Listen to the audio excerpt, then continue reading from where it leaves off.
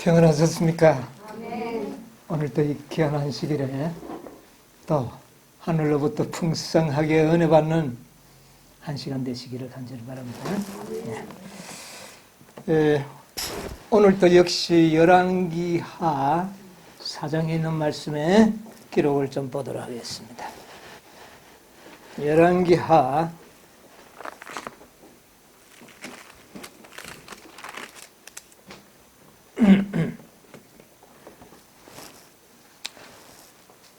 1절로부터 있는 말씀 제가 읽겠습니다. 선지자의 생도의 아내 중에 한 여인이 엘리사에게 부르짖어 가로되 당신의 종 나의 남편이 이미 죽었는데 당신의 종이 여호와를 경외한 줄을 당신이 아시는 바니이다. 이제 체주가 이르러 나의 두 아이를 취하여 그 종을 삼고자 하나이다. 엘리사가 저에게 이르되 내가 너를 위하여 어떻게 하랴? 내 집에 무엇이 있는지 내게 고하라. 제가 가로되 계집종의 집에 한 병 기름 외에는 아무것도 없나이다. 가로되 너는 밖에 나가서 모든 이웃에게 그릇을 빌라.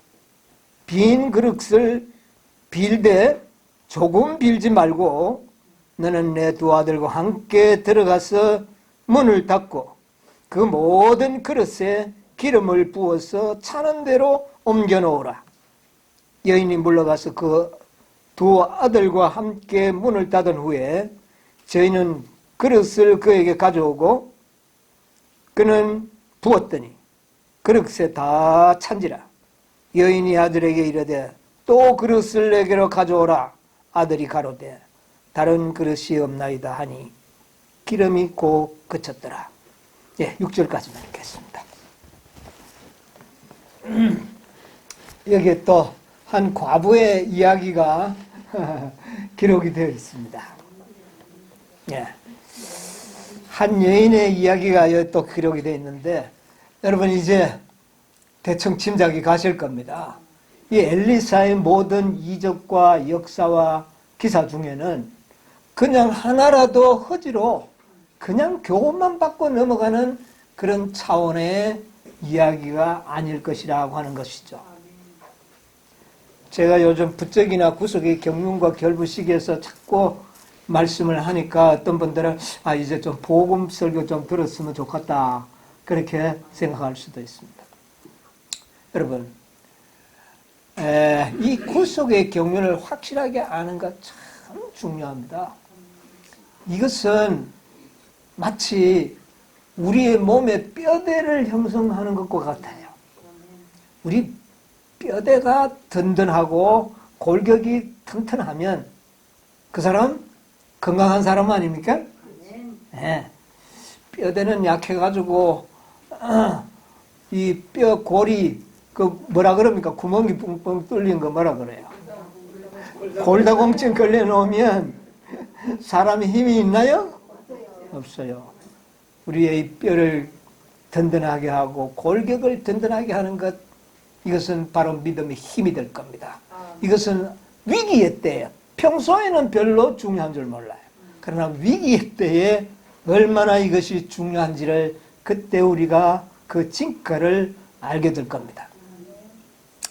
여러분 오늘 이 한 과부의 이야기, 이것이 오늘날 우리들에게 관계가 없는 것일까? 혹시 있지 않겠는가? 우리가 이렇게 하면 과연 이것이 하나의 우연스러운 역사의 이야기고 기록이 되어 있는가? 우리가 한번 생각을 해보겠습니다. 엘리사는 18장 천사를 상징하는 선지자였다 한다면 그 시대의 모든 역사들은 우리와 매우 밀접한 관계를 가지고 있을 것이라는 것을 우리가 예상을 해볼 수가 있습니다. 이 한 과부가 있는데 이 과부는 남편이 어떻게 됐습니까? 죽었어요. 사별한 과부다. 그렇게 볼 수 있습니다. 그런데 이 남편이 뭐를 남겨놓고 죽었어요? 도대체가 재산을 좀 많이 남겨놓고 죽었으면 좋은데 빚만 남겨놓고 남편이 죽었어요. 그러니까 이 채주가 와가지고 그 빚 대신 누구를 잡아가려고 그래요? 두 아들을 데리고 가서 종으로 데리고 가려고 합니다. 이거 굉장히 엄청난 사건 아닙니까? 이 여인에게는. 네. 자, 여기에서 우리는 이 줄거리에 나오는 등장인물을 한번 살펴보자고 말입니다. 첫째는 누굽니까? 이름은 없지만 과부, 여인, 과부가 나옵니다. 그 다음에 두 아들. 그 다음에 그 아버지가 빚을 남겨놓고 갔다는 것. 그런데 그것을 해결하기 위해서는 기름으로 해결했다는 것이죠. 기름. 그런데 이 과부에게 다행스럽게도 두 아들이 있었습니다. 그런데 두 아들은 아직 장성하지가 못했다는 겁니다. 자, 이런 등장인물과 상세한 상황들을 우리가 좀 생각을 해보겠습니다. 성경의 교회는 무엇으로 표상이 되어 있습니까? 여인으로 표상이 되어 있습니다. 예. 그 다음에 타락한 교회는 무엇으로 표상이 되었습니까? 음녀로 표상이 되었습니다. 그런데 과부는 뭐를 표상할까요? 과부.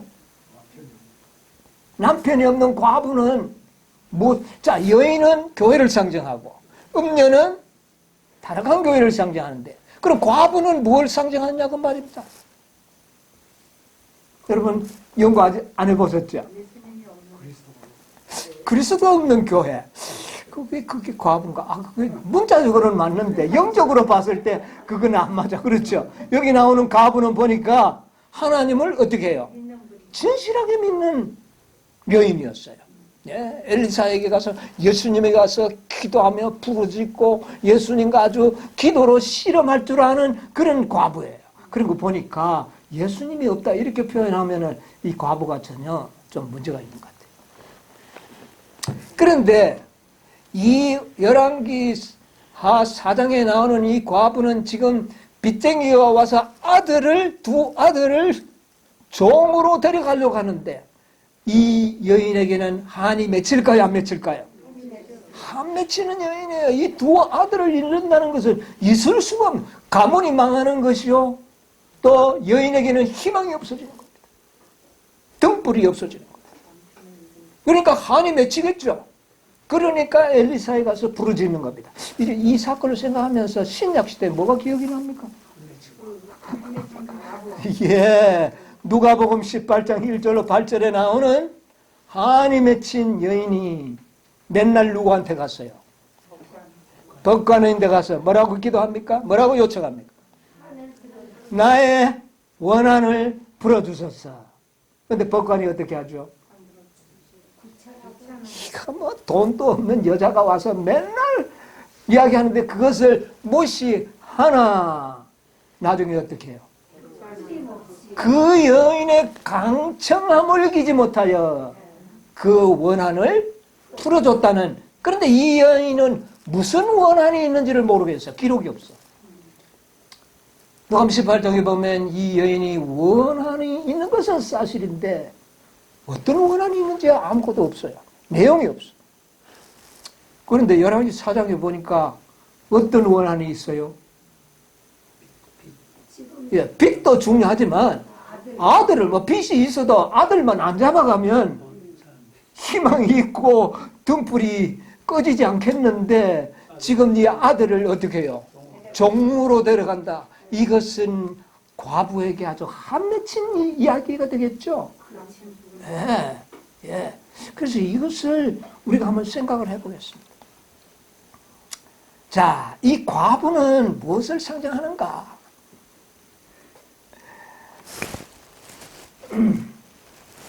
여러분, 이 엘리사는 18장 천사를 상징한다 그랬잖아요. 그러면 엘리사 시대의 여인이 과부가 한이 맺혔잖아요. 아들 잃어버릴 한이. 아들 잃어보면 모든 것은 끝나잖아요. 자, 이것을 잘 한번 생각해 보도록 하겠습니다. 이 성경상 과부는요, 남은 교회를 상징합니다. 남은 교회. 예, 남은 교회. 남은 교회.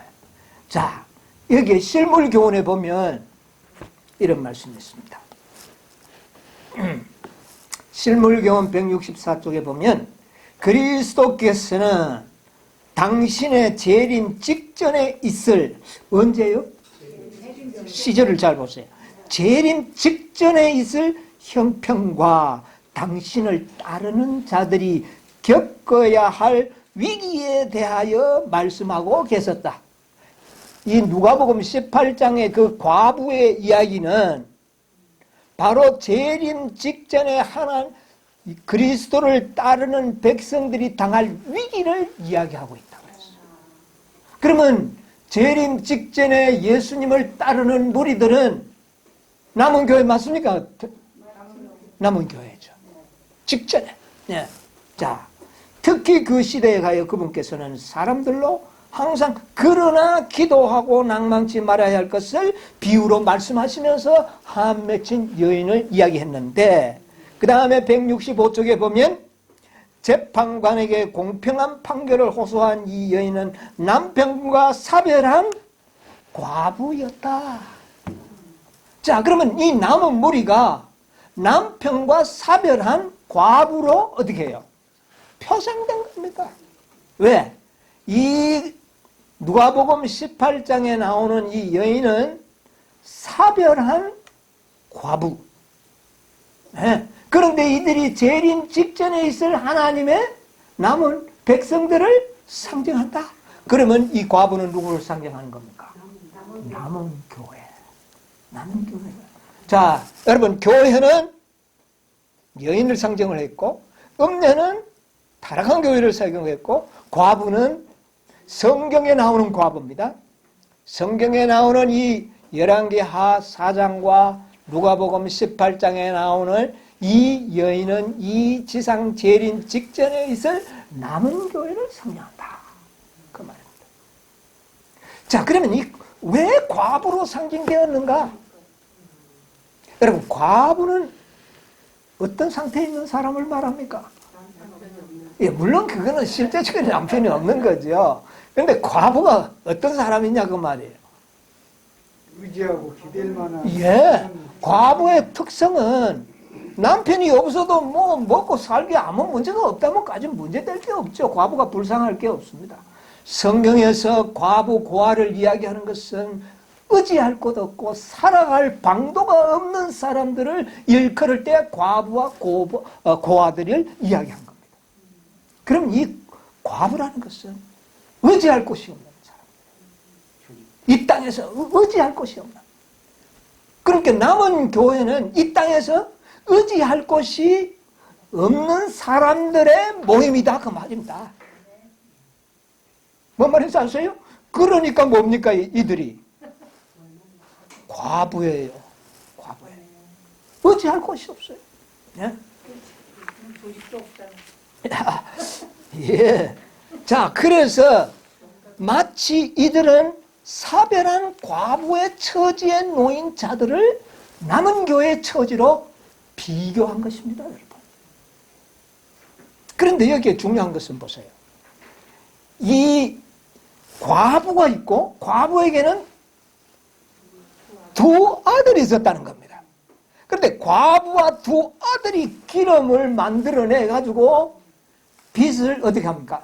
다 갚아버리고 남은 것 가지고 살아갔다 그 말이에요. 여러분, 여기에 아주 놀라운 현대 진리가 들어있는 거예요. 이 과부와 두 아들이 기름을 만들어낸 겁니다. 기름을.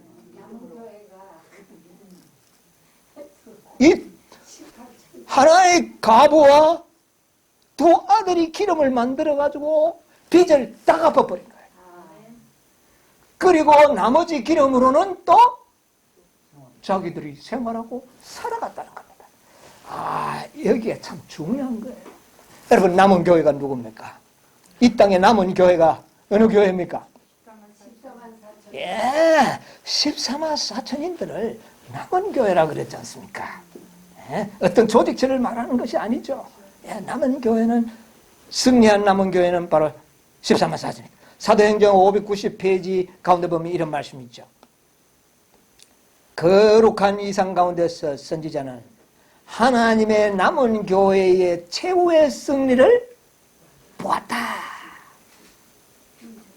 그런데 그들이 이기고 벗어난 자들이 유리바닷가에 서서 하나님의 검은고를 가지고 하나님의 종 모세의 노래와 어린 양의 노래를 불렀다.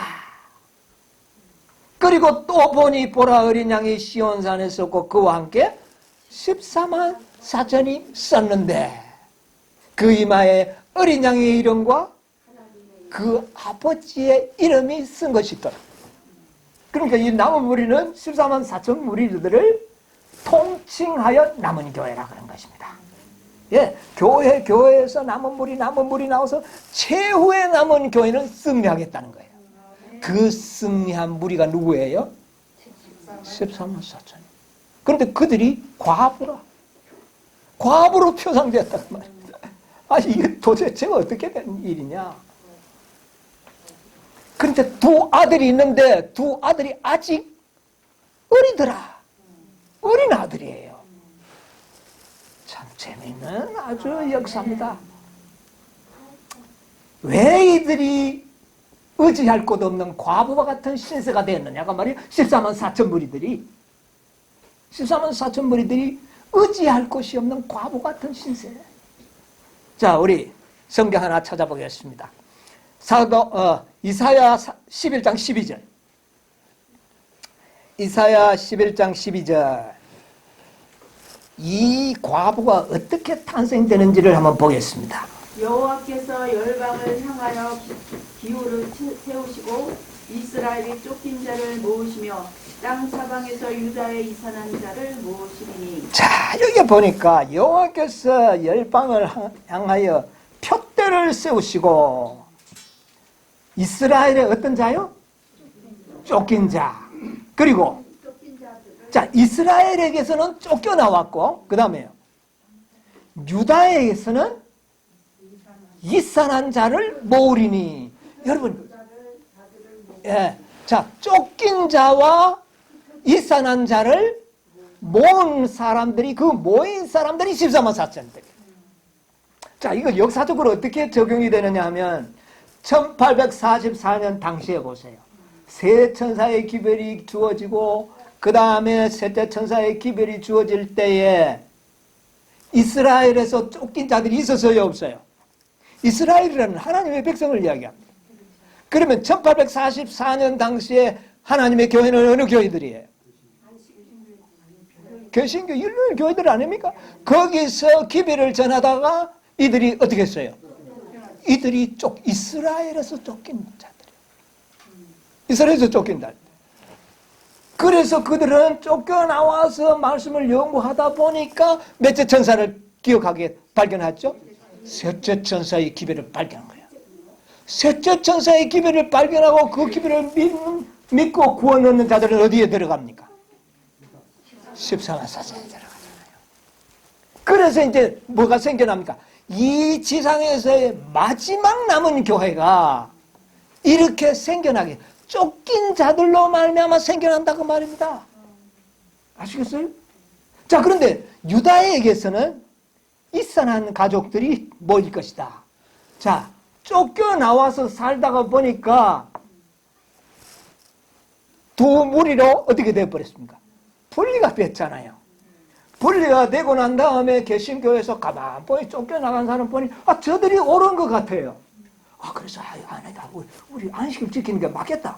그래가지고 오는 자들은 이산한 가족들이 어떻게 해요? 모이는 것이에요. 이렇게 해서 남은 교회가 탄생이 된다는 겁니다. 여러분, 남은 교회는 쫓긴 자들과 이산한 자들이 모여서 만들어진 교회가 남은 교회입니다. 그래서 제7일 예수 재림교회도 처음에는 무슨 교회입니까? 남은 교회라 그랬잖아요. 왜? 이스라엘에게서 첫째는 어떻게 해요? 쫓겨나왔고, 그 다음에 나중에 이 진리가 옳다고 알고 깨닫는 자들은 이 사람 가족들이 연합하는 것이 되는 거예요. 그래서 남은 교회가 되는 것이지 않습니까?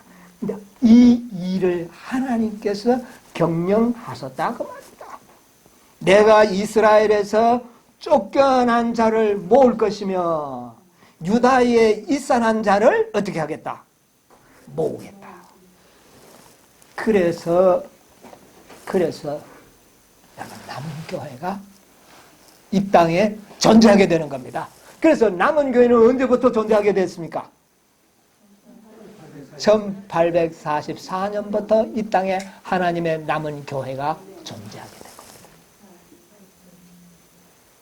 자, 그런데 이 남은 교회가 조직으로 설명을 해버리면 지금도 그럼 제7일 예수 재림교회가 남은 교회로 설명을 되어진다. 그런데 그게 지금 봐서는 안 맞죠? 그러면, 그죠? 네, 안 맞아요. 자, 그런데 또 쫓긴 자들이 또 생겨났다고 말입니다. 그렇죠? 재림교회 안에서도 또 쫓긴 자가 생겼어요, 나중에? 생겼죠. 그 교회가 또 무슨 교회가 되는 겁니까? 남은. 그러니까 이 남은 교회는 1844년부터 이렇게 바톤이 연결되어 온다 그 말입니다. 뭐 그때 남은 교회나 틀려버리고 또 엉뚱하게 생기는 것이 아니라 영적으로 하나님의 남은 교회, 신실한 남은 교회, 과부는 그때부터 예수님 재림 올 때까지 남은 교회를 그렇게 형성하는데 그 바통을 받아서 진리를 고수하는 무리들은 언제든지 쫓김을 받는 자와 유다에서 이산한 자들이 모여가지고 항상 남은 교회를 형성할 것이다 그 말입니다. 여러분 역사적으로 이제 남은 교회가 형성이 되었지만 눈에 보이는 교회는 타락할 수도 있고 유형교회는 말입니다. 조직을 가진 유형교회는 타락할 수도 있고 사단의 기만에 속을 수도 있습니다. 그러나 하나님의 영적 남은 교회는 그리스도의 인도를 침입받고 있는 이 영적 남은 교회는 절대로 쓰러지지 않는다. 그래서 교회는 결단코 쓰러지지 않는다는 말은 육적인 그런 조직을 가진 유형교회가 아니라 영적으로 탄생된 그 1844년에 14만 4천 무리의 탄생으로 시작된 이 교회는 마지막 승리할 때까지 결코 쓰러지지 아니하고 승리하고 정복할 것이라는 이 말씀이 성취가 되는 것입니다.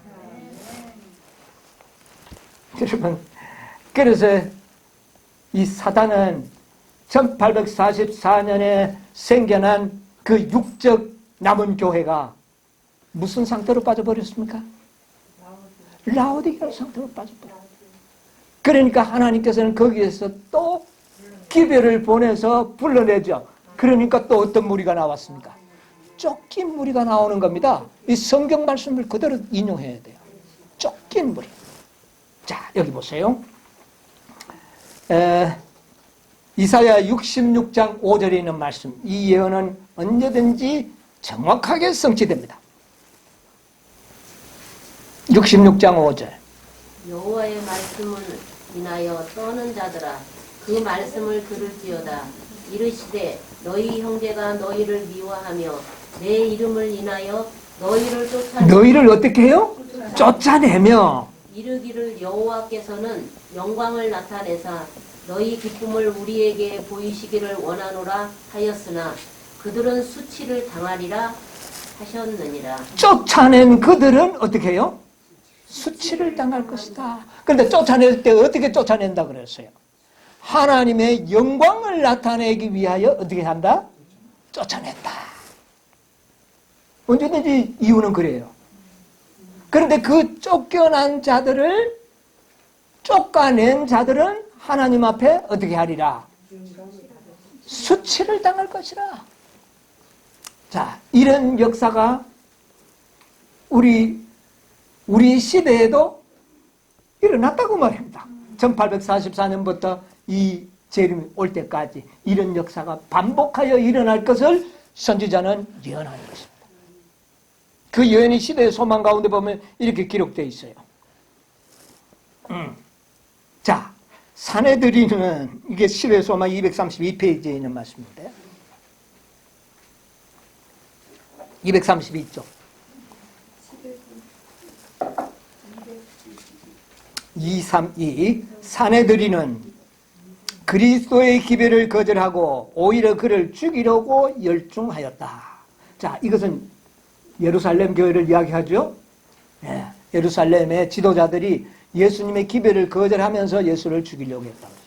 그러므로 예수께서는 예루살렘과 제사장들과 성전과 종교 지도자들과 자, 읽으세요. 율법에 정통한 사람들에게서 떠나 당신의 기별을 선포하고 복음을 만국에 전파할 자들을 모으기 위하여 다른 계층의 사람들에게로 향하셨다. 사람들의 빛과 생명이 그리스도 당시의 교회 당국자들에 의하여 배척당하였던 것과 같이 그 후 계속되는 각 세대에도 그러하였다. 그리스도께서 유대에서 물러나신 것과 같은 역사가 거듭 반복되었다. 개혁자들이 하나님의 말씀을 전할 때에 그들은 기성교회에서 분리될 생각은 조금도 없었다. 그러나 종교적 지도자들이 그 빛을 용인하려고 하지 않았으므로 그 빛을 전하던 자들은 진리를 사모하는 다른 계층의 사람들을 찾을 수밖에 없었다. 예, 그 다음 조금 내려가서 개혁자들의 발자취를 따르는 이들은 흔히 하나님의 말씀의 명료한 가르침을 선포하기 위하여 그들이 사랑하는 교회를 불갑을 떠나가지 않을 수 없었다. 그리고 빛을 찾는 이들이 그와 같은 교훈으로 말미암아 그들 선조의 교회를 떠나야만 했던 일이 여러 번 있었는데 이는 그들이 순종하기 위함이다. 이와 같은 쫓기고 이산한 자들이 분리되고 연합하는 일이 여러 번 과거에도 있었고 앞으로도 있을 것이다.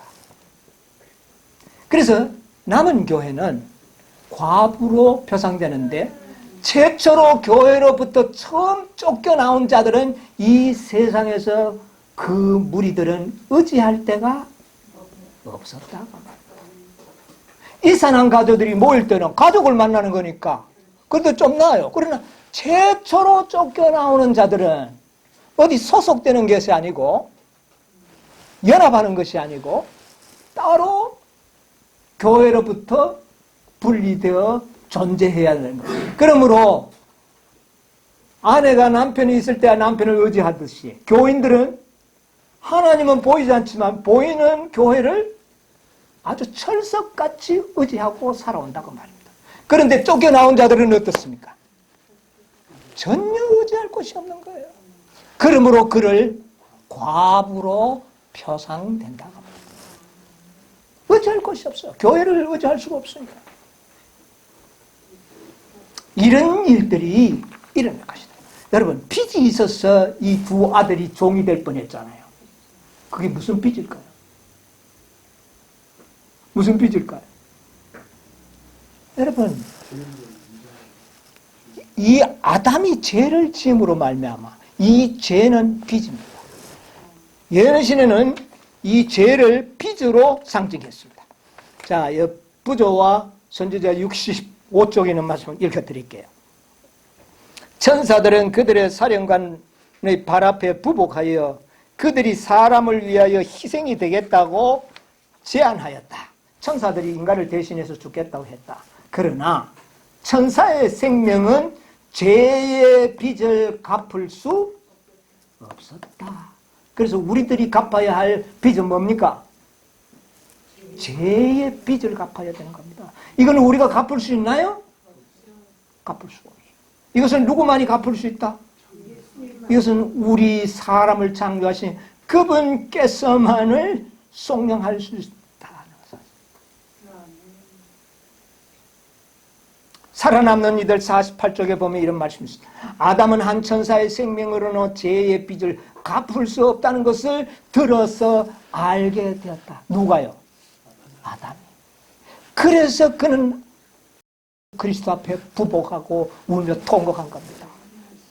왜 내가 죽고 내 자손이 죽으면 되잖아. 빚을 못 갚겠느냐? 빚을 갚을 수가 없어요. 자기가 죽어도 빚을 못 갚는 겁니다.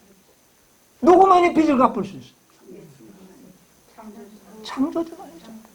이걸 아담이 깨달아. 이게 바로 믿음으로 말미암는 의입니다. 우리의 선행과 우리의 공력으로는 죄의 빚을 하나도 갚을 수가 없어요. 될 것만은 죄도 우리의 선행으로 갚을 수가 없어요. 오직 그리스도의 공로와 그의 피로 말미암아 이 모든 죄값을 갚을 수가 있다는 거예요. 그런데 아버지가 죄값을 빚을 못 갚고 죽었잖아요. 전부. 이 남은 무리들이 그 빚을 우리의 조상, 믿음의 조상들이 갚았나요? 못 갚았어요. 그래서 사단은 우리를 어떻게 하겠다? 종으로 삼겠다는 겁니다. 여러분 여기 구석에 경륜이 달아 있는 겁니다. 아무도 이 아버지의 빚을 못 갚았어요. 그런데 이 마지막 이 과부와 두 아들은 빚을 갚는 겁니다, 여러분. 이야, 놀라운 구석의 경륜이 여기 들어있는 겁니다. 아무도 제 빚을 못 갚았는데 이 과부와 두 아들이 빚을 갚는 거예요. 여러분, 저는 이걸 깨닫고 나니까 이야, 정말 놀라운 구석의 경륜이 이 속에 들어있구나 하는 것을 제가 정말 깨닫게 되고 감사하지 않을 수가 없어요.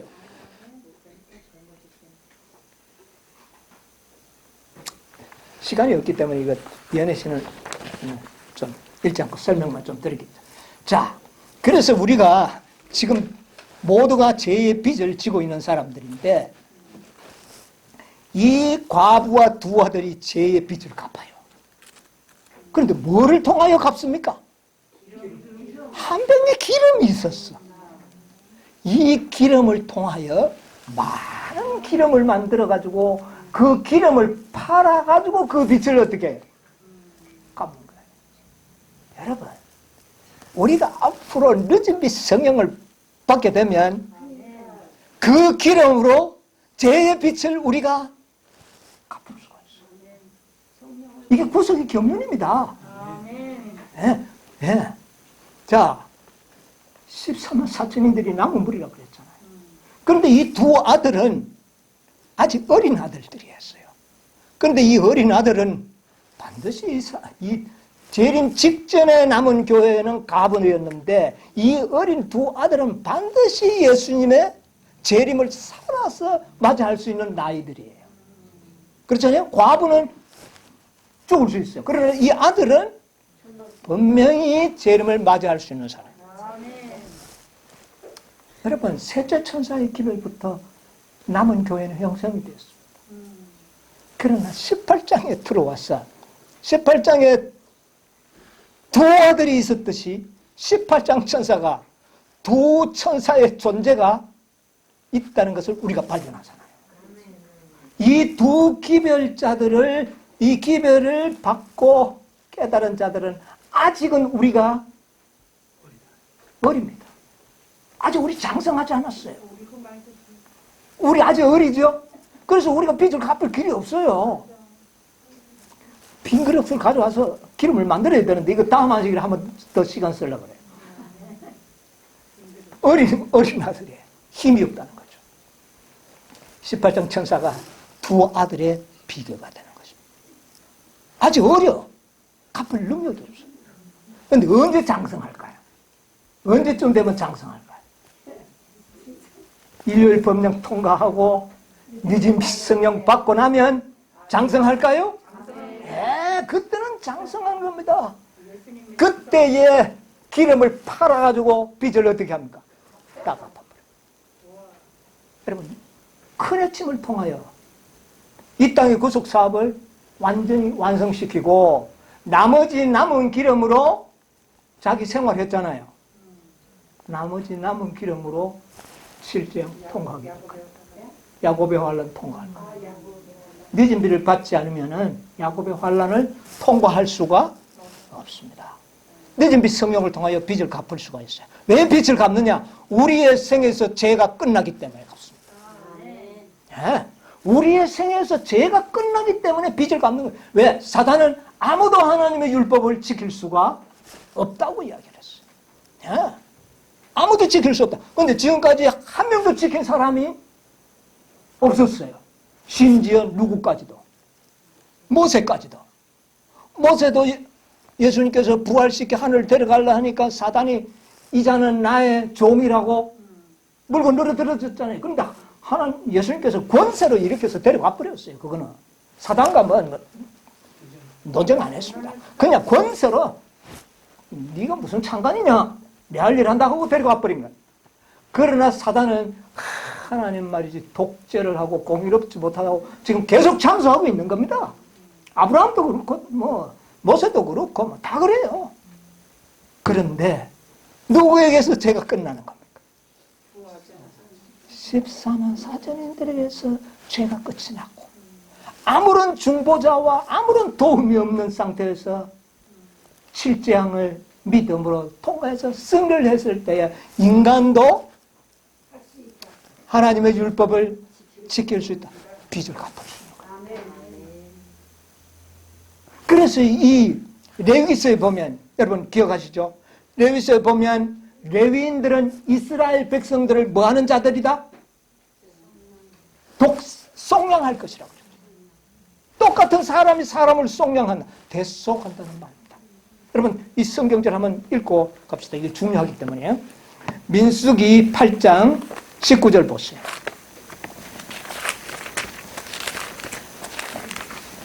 민수기 내가 이스라엘 자손 중에서 레위인을 취하여 그들을 아론과 그 아들들에게 선물로 주어서 그들로 회막에서 이스라엘 자손을 대신하여 봉사하게 하며 또 이스라엘 자손을 위하여 속죄하게 하였나니 이는 이스라엘 자손이 성소에 가까이 할 때에 그들 중에 재앙이 없게 하려 하였습니다. 아야, 레위인들은 말이에요. 누구를 속죄한다 그랬어요? 이스라엘 자손을 위하여 속죄하게 하였나니 그랬어요. 누가? 레위인들. 여러분 14만 4천이 영적 레위인들이지 않습니까? 요한계시록 7장 8절입니까? 그 보면 그들은 성전에서 봉사하는 자들이, 성전에서 봉사하는 자들은 레위인들이에요. 그래서 이 레위인들은 이스라엘을 속죄하는 자들입니다. 이 과부와 두 아들이요. 여러분 이 18장의 두 천사들은 이 기별을 받고 살아가는 현재의 하나님의 백성들은 살아서 예수님의 재림을 볼 수 있는 조건을 가졌어요. 그런데 이 과부는 그 전에 과부 14만 4천인들은 과거에 죽은 자가들이 있어요 없어요? 있죠. 그러나 18장의 두 어린 아들은 반드시 살아서 통과할 자들을 상징하는 아들들이에요. 이들이 죽은 자들도 물론 그것을 상징하지만 살아있는 두 아들이 이것은 일요일 법령에서부터 저 야곱의 환란까지를 모두 이들은 어떻게 해요? 통과할 자들. 그러므로 이들이 중보자 없이 죄를 짓지 않는 승리의 삶을 살아버렸을 때 사단의 참소는 어떻게 돼요? 끝이 나는 겁니다. 빚을 갚았다는 거. 이제 사단이 더 할 말이 없다고 말해요. 왜? 빚을 다 어떻게 해버렸습니까? 아담이 범죄하니까 너는 내 종이다. 그래서 다 종을 삼았어요. 여러분, 두 아들이 종되면 이 세상은 다 사단의 세상이에요. 사단이 이 지구를 합법적으로 통치할 수 있는 방법이 한 가지가 있어요. 그것은 뭐냐면은 이 지상에 살고 있는 모든 인간들이 사단을 왕으로 삼고자 한다면 이 세상은 사단의 세상입니다. 왜? 사람들에게는 선택의 자유를 줬어요. 섬길 자유를 줬어요. 누구를 섬길 수 있다. 그런데 모든 인간들이 다 사단을 섬겨버리면 이 세상은 누구 세상이 돼요? 노아 홍수 때 8명 그것만 없어졌으면 사단의 세상이 되었어요. 예수님 당시에는 누구만 없었으면 예수님이 없었다면 이 세상은 다 사단의 세상이 됐습니다. 왜? 예수님이 인간이 되어 오신 이유가 거기 있습니다. 왜? 이 세상은 천사들을 위하여 준 것이 아니고 하늘은 하나님의 세계지만 이 땅은 누구에게 줬다고요? 인생들에게 줬다는 겁니다. 인생들에게. 그러므로 이 땅의 주인은 인간들이에요. 근데 인간들이 사단에게 권세를 주겠다면 주는 겁니다. 그런데 이 세상은 다 사단을 섬기기로 예수님 당시에는 동의해버렸습니다. 그럼 딱 한 사람이 있었어요. 누굽니까? 예수님. 그래서 예수님은 인간이 되어 온 겁니다. 그는 인간이 되어서 이 지구를 나는 하나님을 섬기겠다. 나는 이 지구를 인간에게 주셨으니 이 지구를 내 나의 소유로 삼겠다고 하기 위하여 인간이 되어 오신 겁니다. 여러분 그냥 인간이 된 게 아니에요. 그래서 예수님은 인간이 되어 와서 죄를 한 번도 안 짓는 사람이 된 겁니다. 그래서 이 지구를 사단으로부터 구해낸 것입니다. 놀라운 구속의 경륜이죠. 그러므로 예수 그리스도는 참으로 인간으로 오셨다는 것이 증명이 되는 겁니다. 조금이라도 우리보다 월등한 존재로 왔다면 그게 증거가 되나요? 구속의 경륜은 놀랍습니다. 이걸 깨달아야 돼요. 이걸 깨달아야 절대로 우리가 속지 않습니다. 그래서 예수님은 인간으로서 율법을 지킨 거예요. 그런데 사단은 그의 신분이 문제입니다. 그는 누구의 아들이에요? 하나님의 아들이라고. 그래서 누구를 속이고 있어요? 교회를 다 속여버렸습니다. 오늘 교회를 다 속였어요. 인간의 형체는 가져왔지만 우리는 다르다니까. 뭔가는 다르다는 거예요. 모든 교회가 그렇게 가르칩니다. 뭔가는 다르다. 그러니까 예수님께서 진짜 사람 14만 4천인들을 훈련시켜서 정말 율법을 중보자도 없이 어떤 성령의 도움도 없이 이 죄악 세상에서 사단과의 싸워서 승리하도록 만드는 겁니다. 그러니까 승리해버리니까 사단이 할 말이 그래서 죄의 빚을 어떻게 해요? 죄의 빚을 갚는 것입니다. 이것이 구속의 경륜이라는 말이에요. 이 구속의 경륜이 열왕기하 4장의 과부와 두 아들로 나타난 겁니다. 만약 이 두 아들이 굴복해버린다면 이 지구에는 희망이 없습니다. 그동안 예수 믿었던 사람 말짱 헌일이 되는 거예요. 그래서 사단은 이 두 아들을 어떻게 하겠다고요? 종으로 삼으려고 하는 겁니다. 여러분 18장 천사의 기별을 믿는 사람들은 사단의 분노를 받게 될 것이고 종을 삼고자 아주 갖은 노력과 방법으로 종을 삼고 할 것입니다. 여러분 무슨 말인지 이해하십니까? 이 18장 천사의 기별을 받은 자들을 종으로 만들려고 하고 있어요.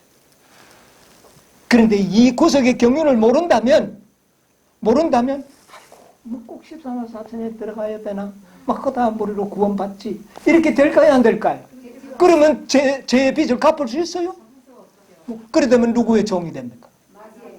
사단의 종이 되는 겁니다. 이 두 아들만 종 만들면 이 세상은 자기의 세상.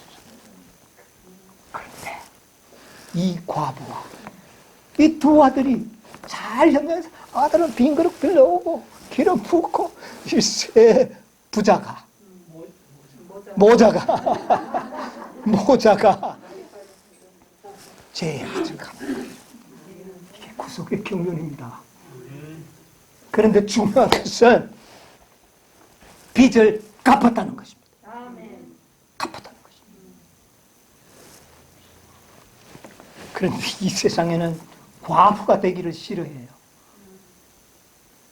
이 세상 모든 사람들, 이 땅에 살고 있는 하나님의 백성들이 과부가 되기 싫어합니다. 여러분 보세요. 계시록 18장 7절 한번 보세요.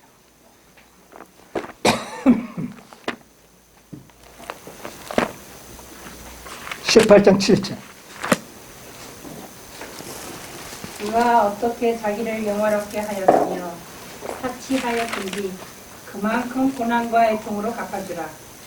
그가 마음에 말하기를 나는 여왕이므로 앉은 자요 과부가 뭐가 아니라 과부 되기 싫어합니다. 난 과부가 아니라는 거예요. 왕이 됩니다. 나는 여왕이지 과부가 아니라는 겁니다. 예. 자, 연애 신이는 말씀 읽어드리겠습니다. 원고 1897년 누가복음 21장 20절의 주석인데요.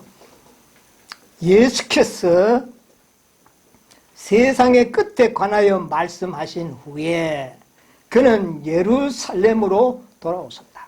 그때 그 도성은 교만과 거만 가운데 앉아 나는 여왕으로 앉은 자요 과부가 아니라. 누가요? 예루살렘이라면 하나님의 교회를 말하지 않습니까? 근데 하나님의 교회가 나는 뭐 되기 싫다? 나는 과부가 아니라.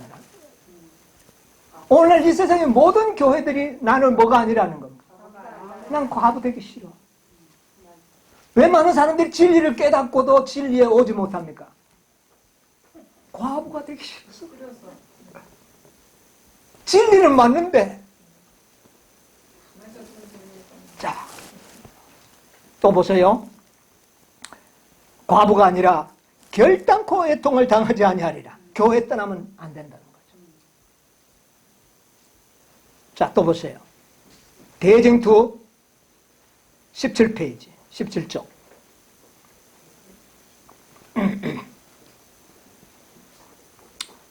예수님께서는 감난산 꼭대기에서 예루살렘을 내려다 보셨다. 찾았습니까? 읽어보세요. 그때에 그분의 눈앞에는 아름답고 평화로운 광경이 끝없이 펼쳐져 있었다. 때마침 6월절을 맞이하여 이 큰 절기를 지키려고 야곱의 자손들이 각 지방으로부터 모여와 있었다. 순례자들의 천막이 정원과 포도원과 언덕 위 여러 곳에 흩어져 있었다. 그리고 순층대처럼 생긴 산들과 위험 있는 궁전들과 이스라엘 도성의 거대한 성곽들이 우뚝 서 있었다. 시온의 딸이 나는 여왕으로 앉은 자요 과부가 아니라 결단코 애통을 당하지 아니하리라고 자랑하는 누구의 딸이? 시온의 딸들이 나는 여왕으로 앉을 자지 과부 될 자가 아니다. 그러면 이 모든 교회들이 뭐가 되기를 싫어한다는 말입니까? 과부가 되기 싫어한다. 이 말은 뭐냐면은 기별이 왔을 때 이 기별이 교회로부터 제대로 받아들인다면 쫓김을 받을 자가 결코 없죠. 그런데 쫓김을 받으면 뭐가 되는 겁니까? 이제 그때부터 과부가 되는 거예요. 의지할 곳이 하나도 없다는 겁니다. 이제 누구만이 보고 살아야 돼요. 하늘만 쳐다보고 살아야 하는 그런 입장이 되는 것이죠. 그래서 남은 교회는 뭐다? 과부다. 그래서 누가복음 18장의 그 여인은 사별한 과부, 교회와 이별한, 교회로부터 버림을 받은 그런 자들을 사별한 과부로 표상이 된 겁니다.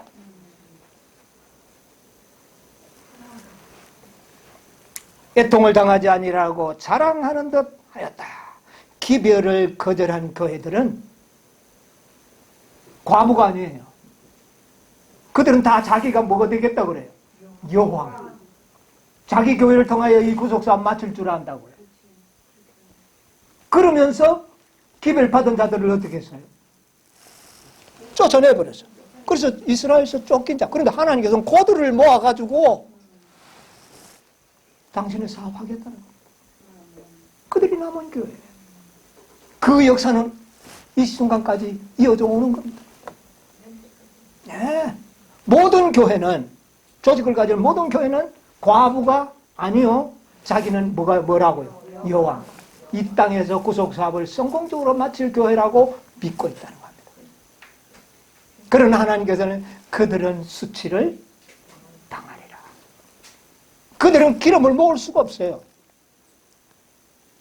기름을 모아야 되는데, 이게 다음 한식이 이제, 이게 우리가 어떻게 늦은비를 받을지 상징적으로 이 역사 속에서 찾을 수 있는데. 여러분, 이제 오늘 우리가 깨달아야 할 것은 마지막 하나님의 구속 사업을 성취시킬 남은 교회는 과부로 표상되었다고 하는 사실을 깨닫게 되시길 바랍니다. 그런데 이 과부와 두 아들이 협력해서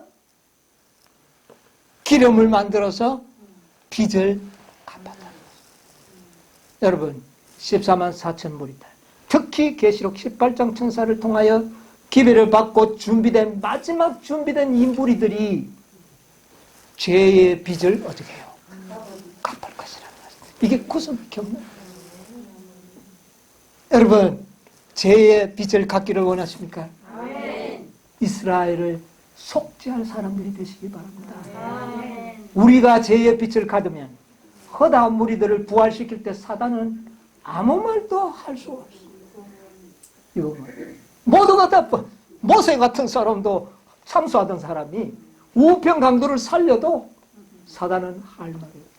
이게 구속의 경륜인데 이들이 바로 마지막 남은 교회의 사명이라는 것입니다.